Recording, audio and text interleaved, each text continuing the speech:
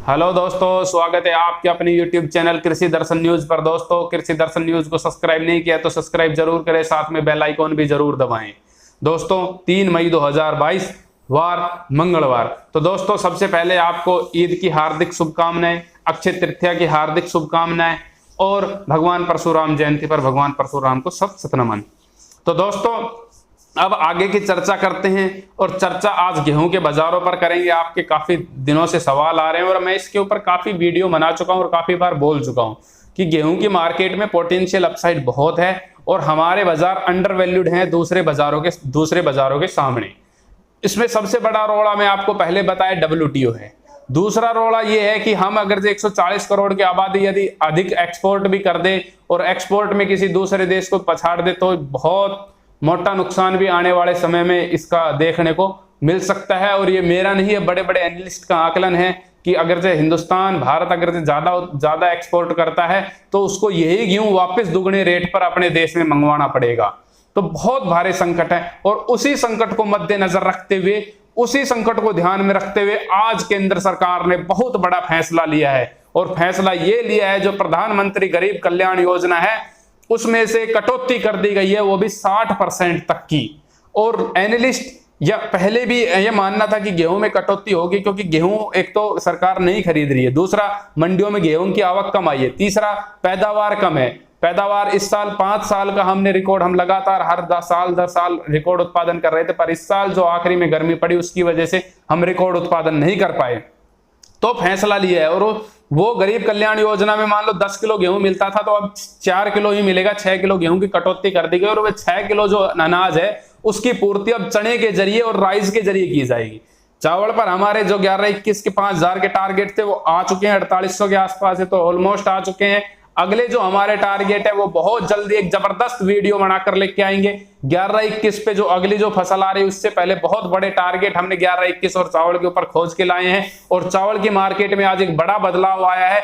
अदानी ने एक कोहिनूर बासमती की एक ब्रांड आती है उसको खरीदा है और ये बहुत बड़े संकेत की ओर इशारा करती है। फिर से एक वही बड़ा बिजनेसमैन, सेम बिजनेसमैन आता है और एक कंपनी को खरीदता है जो चावल की मार्केट में, मैं बता रहा हूं, इसमें बहुत बड़ी अपसाइड है। आपको लगातार बता रहा हूं, चावल मक्का, मतलब कुछ भी बोलो यार, इन्फ्लेशन राइजिंग में है और क्रूड ऑयल के प्राइस लगातार बढ़ रहे हैं। और जब तक क्रूड ऑयल के प्राइस बढ़ते हैं तब तक बहुत सी चीजों के दाम अपने आप बढ़ते हैं, इसमें कोई संदेह वाली बात नहीं है। तो दोस्तों, वो 60% की आपूर्ति चने के जरिए की जाएगी और चने पर हमारे जो टारगेट है वो आएंगे। पहले बताया कि भाई आपको सामने 6000 बोल रहा हूं, टारगेट उससे बड़े भी हो सकते हैं, 100-200 कुछ और भी हो सकते हैं, पर 20% की पोटेंशियल अपसाइड चने में है। उसका जो 50, उसमें जो यहां से जो 5000 का चना है वो 1000 रुपए बढ़ेगा, 20% की पोटेंशियल अपसाइड आएगी, यानी 6000 के भाव राजस्थान लाइन में देखने को मिल सकते हैं। भाव राजस्थान लाइन के, बाकी आपकी मंडी में क्या बिकता है क्या नहीं बिकता इससे मेरे को कोई मतलब नहीं है। तो दोस्तों, चने पर बहुत पॉजिटिविटी है। इन्फ्लेशन है, फूड क्राइसिस है, पूरी दुनिया खाद्यान्न के संकट की ओर खड़ी है। लगातार रसिया चाहता है कि यूक्रेन से फूड दूसरी देशों में न जाए। वहां पे जो उसके जो वेयर हाउस थे उसमें लगातार आंच लगाने की कोशिश की जा रही है रसिया के सैनिकों के द्वारा। वीडियो है, उनको डिस्ट्रॉय करने की कोशिश की जा रही है। और रसिया बहुत एक्टिवली ब्लैक सी को पहले कवर करना चाहता है कि ब्लैक सी को कवर करके यूरोप से कट करके यूक्रेन को, और उसके बाद उसकी चारों तरफ से किलेबंदी करके घेरेबंदी की जाए। तो बहुत बड़े डेवलपमेंट फूड मार्केट में भी हो रहे हैं। और चने में तो बहुत सी FMGC कंपनियां बहुत मोटे मोटे मार्जिन पे काम कर रही है, बहुत भारी कंपटीशन है। तो चने की ये बात है। गेहूं में अपसाइड आएगी। अंतरराष्ट्रीय मार्केट में हम कह रहे हैं कि भाई 1600 तक गेहूं जाएगा, 1100, 1050 जो भी है। ये थोड़ा कंसोलिडेशन टाइम है, बाजार कुछ और भी चीजों को देख रहा है कि किस देश में कितनी बिजाई बढ़ के आती है। जैसे कनाडा की बात करें तो कनाडा में 7% कैनेला की बिजाई घटी है और 7% गेहूं की बिजाई बढ़ी है। तो ये बाजार और भी चीजों को फैक्टर इन करता है कि किन देशों में क्या डेवलपमेंट चल रहे हैं। पर गेहूं में 60% की पोटेंशियल अपसाइड और भारतीय बाजारों में अपसाइड आएगी। एक तो भारत के इंटरनली लोगों के पास इस समय गेहूं नहीं है, जहां चावल होते हैं वही गेहूं है। जैसे हम राजस्थान से हैं तो यहाँ पे गेहूं नहीं है। इस साल सरसों ने बहुत बड़ा एरिया को कवर किया। मेरे पास जो हरियाणा है, रेवाड़ी, महेंद्रगढ़, नारनौल डिस्ट्रिक्ट वगैरह, यहाँ पे भी गेहूं लोगों को गाँव में ही 2400-2500 रुपए क्विंटल के रेट है फिलहाल। तो ये बहुत बड़े संकेत हैं। और उसके जो पीयर्स हैं, मक्का महंगी है, बिनोड़ा महंगा है, इसके जो खाने में अगर हम बात करें, ज्वार महंगी है, ज्वार को लगातार चाइना खरीद रहा है, पता नहीं क्यों खरीद रहा है। ज्वार के भाव में बड़ी तेजी चाइना की ओर अग्रसर है। और एक और फसल है जो बहुत बड़ी तेजी इस साल दिखाएगी, और बिजाई में भी अभी समय है, बिजाई होने से पहले उस फसल के ऊपर जरूर एक वीडियो लेके आएंगे। उसके भाव बहुत कम है, और पिछले साल भी उम्मीद थी कि लोगों को भाव ऊपर जाएंगे, पर इस साल वो उम्मीद पूरी करेगी और वो भाव 50% की potential upside on the season दिखाने की क्षमता रखते हैं। तो दोस्तों ये है, तो गेहूं पे एक्सपोर्ट हो या ना हो, गेहूं पे कुछ हो या ना हो, हम 140 करोड़ की आबादी है और हम थोड़ा थोड़ा भी गेहूं खाएं तो भी बहुत कंज्यूम होता है इंडिया में। तो दोस्तों गेहूं में बड़ी तेजी बनेगी, पर साल के आखिर तक बनेगी। अभी आवक का प्रेशर, अभी और भी चीजें आती हैं, और गेहूं की मार्केट को आप जैसे समझना चाहो भाई आज एक्सपोर्ट हो जाए, आज इंपोर्ट हो जाए, बहुत चीजें बहुत से देशों पर निर्भर करती है, और इतना आसान नहीं है ये जो गेहूं की मार्केट को इस बार समझना। मैं लगातार कह रहा हूं कि यदि आप गेहूं के ट्रेडर हो, यदि आप सांप सीढ़ी खेलना जानते हो तो ही गेहूं को ट्रेड करो, यदि आप सांप सीढ़ी खेलना नहीं जानते तो गेहूं को ट्रेड मत करो। बाकी बहुत जबरदस्त तेजी गेहूं के बाजारों में है। अब आते हैं सोयाबीन पर।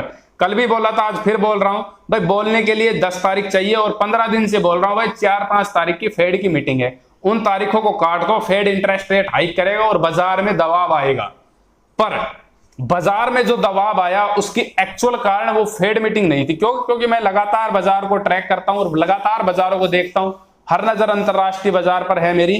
तो उसका कारण कुछ और था। एक ईपीए है अमेरिका की एक संस्था, उसने एक प्रस्ताव व्हाइट हाउस को भेजा है कि जो ये फ्यूल ईंधन जो यूज होता है ना, जैसे बायोडीजल पंप अपने खुलते हैं, उसका उपयोग कम किया जाए सोयाबीन का, और उसका उपयोग खाद्य तेलों में किया जाए। इसकी वजह से कल बाजार ज्यादा गिरे थे, ना कि फेड की मीटिंग से। फेड की मीटिंग का असर इतना नहीं था, पर फिर भी मैं कह रहा हूं फेड की मीटिंग होने दो। 2 इवेंट और है, व्हाइट हाउस क्या भेजता है, व्हाइट हाउस क्या प्रस्ताव करता है, और इतना आसान भी नहीं है कि आप एक चीज से दूसरी चीज के ऊपर इतना जल्दी शिफ्ट हो जाओ। जब इन्फ्लेशन राइजिंग में क्रूड ऑयल के प्राइस लगातार बढ़ रहे हैं और उसी के अनुसार सीपीओ बढ़ रहा है, तो मतलब सारी चीजें बहुत कॉम्प्लेक्स हैं। और फिर भी ये हुआ है बाजारों में, ये वायदा बाजार है, और वहां पे एक नया प्रकार का टेक्निकल चार्ट का पैटर्न बन के आया है। अगर प्रभु की इच्छा रही तो इस बार इंग्लिश का एक वीडियो बनाएंगे और यूएस सोया, यूएस कॉर्न और यूएस वेट की मार्केट को वीकली ट्रैक किया करेंगे, खाली इंग्लिश का और अमेरिका के बाजारों को ट्रैक किया करेंगे। तो वहां पे एक पैटर्न बन के आया, वो लॉन्ग टर्म में बहुत ज्यादा पॉजिटिविटी दिखाता है चार्ट पर, और वहां के बाजार उस खबर के प्रेशर और दूसरा फेड की मीटिंग की वजह से दबे थे। तीसरा जो सबसे पहला और सबसे बड़ा फैक्टर वो चीन का है कि चीन में लगातार सोया मील के दामों में प्रेशर आया, और वहां पे जो दाम घटे हैं उसकी वजह से भी सोयाबीन की कीमतों में गिरावट आई। पर दोस्तों चीन में हालात सुधर रहे हैं, और चीन अगले सप्ताह से यानी 10 तारीख के आसपास से जबरदस्त ढंग से इकोनॉमी को जबरदस्त ढंग से रफ्तार देने की ओर अग्रसर है। वहां पे और भी शहरों में आ रहे हैं, पर बेसिकली यदि चीन के 1-2 शहर है वहां से अगर कोविड हट जाता है, बाकी पूरे हिस्से में रहता है, तो चीन की इकोनॉमी लगातार फुल ट्रेंड में रहेगी। और जब तक वो ट्रेंड में रहेगी तो सोया मील के कोई दिक्कत नहीं, क्योंकि सबसे ज्यादा मांसाहारी वहां के लोग हैं, हम तो यहाँ तो शुद्ध शाकाहारी लोग हैं।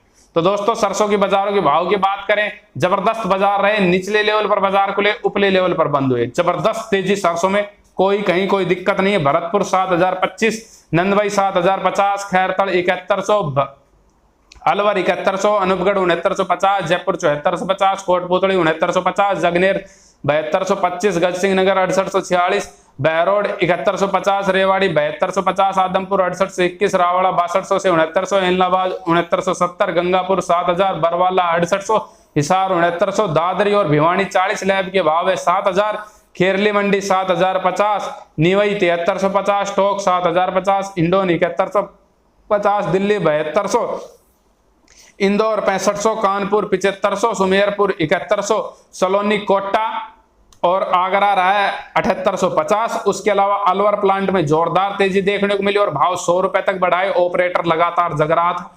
8000 के भाव अलवर प्लांट में सलोनी ने अब कर दी हैं। उसके अलावा बीपी 7650 सुबह से 50 रुपए ऊपर रहा, गोयल कोटा प्लांट 7200 रहा है। तो दोस्तों ये कुछ प्रमुख मंडियों के भाव थे। लगातार ईडेबल ऑयल का क्राइसिस और लगातार दुनिया एक नए संकट की ओर अग्रसर है। ये एरा है ईडेबल ऑयल का, इसको जिया जाए उतना जिया जाए। फूड का एरा है, आप कितनी भी कोशिश कर लो, लगातार फेड इन्फ्लेशन के लिए इंटरेस्ट रेट हाइक कर देगी, ड्रामा कर रहे हैं वो लोग। वहां पे सेल कंपनियां कुएं के ढक्कन खोलना नहीं चाहती है, तेल को, एनर्जी को कंट्रोल नहीं करना चाहती है, और बस टाइम पास करने के लिए, इंटरेस्ट रेट बढ़ाने के लिए, लोगों को दिखाने के लिए, क्योंकि अमेरिका भी नहीं चाहता भी कच्चे तेल की कीमतें नीचे आए। वो भी चाहता है कि 100-150 के आसपास बनी रहे और कुछ देशों की इकोनॉमी हालत को पतली किया जा सके। तो दोस्तों वीडियो अच्छा लगा हो तो लाइक शेयर कमेंट करके जरूर बताएं। जय हिंद, जय जवान, जय किसान।